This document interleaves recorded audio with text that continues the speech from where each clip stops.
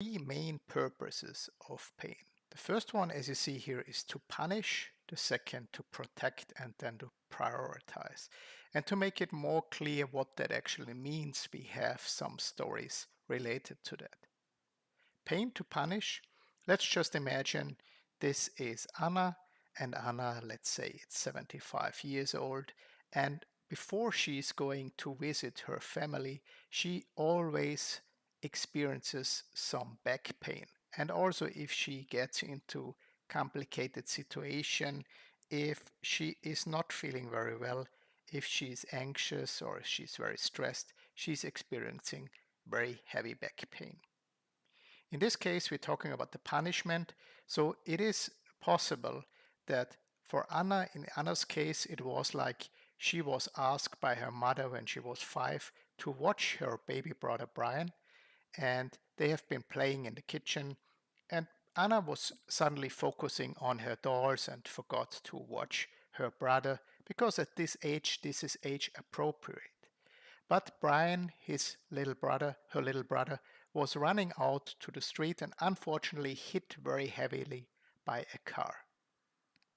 The accident was so heavy that Brian lost his leg on the same day. So they had to go to the hospital, and of course, everybody blamed Anna for the happening.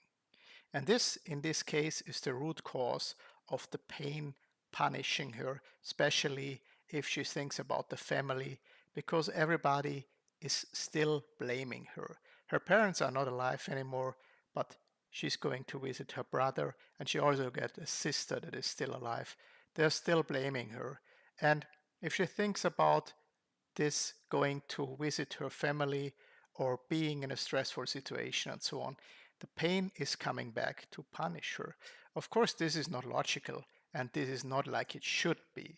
I just want to tell you that it is possible that pain exists or pain stays because the pain thinks it still has a purpose to do. And this could also be a very silly or very bad thing, like punishing you your whole life, like we see in this story. The pain to protect, this would be the pain to protect you to do something that you actually don't want to do. And there is many examples for that, of course. And one example could be that you have migraines, and in the case of a migraine, it could appear that you learned that maybe as a child.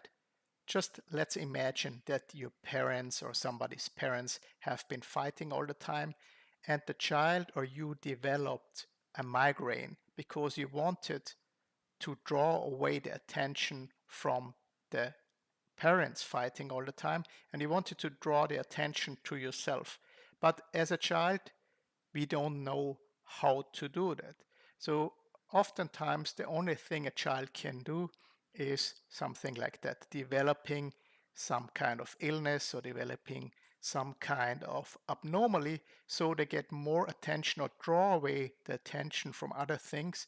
And oftentimes this helps, so to say. But this can come back to you in a relationship, for example, or in a stressful situation. Or if you have to go to work and have to do some presentation there or something like that, it is very likely that if your body learned that this actually works to draw the attention away or to have you kept away from these dangerous situations, your brain or your body will kick in and produce this kind of migraine or back pain or whatever it is to protect yourself from this kind of situations. Especially in relationships, this can come up, and this is something that our brain has learned. But as we heard in some of the last videos, luckily, we are able to retrain the brain and tell the brain that this is actually not dangerous and this is actually not needed anymore because you are not 5 or 7 or 10 anymore. You're not a child anymore. You don't need this kind of protection. Also, of course, it would be possible that a child would develop something like asthma or some skin problems. And because the child has got the feeling that it doesn't get enough attention, this is very common if there is like a child already in the family, and then the parents get a new baby, and oftentimes the attention is then on the baby, and the younger child, the other child, needs something to draw attention to them.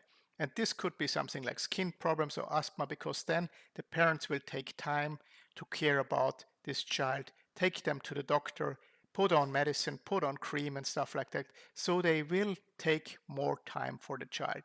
This works for the child, but this sometimes can also come into our life if we are older. For example, with skin problems. So if you're really getting stressed, you're getting some kind of skin problems. Some people develop asthma, and in this case, it can have the purpose of protecting you, but it could also have the purpose of prioritizing you. And prioritizing just means that for some people, their illness or their asthma or the back pain or whatever they have is almost like their identity. They are in these groups of people that all have this, and they get certain benefits from that as well. So if you ask yourself, what is there actually positive related to this pain or to this illness or whatever, oftentimes people come up with some positive benefits because, for example, they don't have to go shopping, they don't have to do this, they don't have to do that. So it's somehow also prioritizing, and it's putting them on a different level, right? I'm not saying that all the people do that, but I just want you to consider that sometimes we don't want to give up this status because we are maybe getting prioritized because of our disability, of our pain. We don't have to do certain things and stuff like that.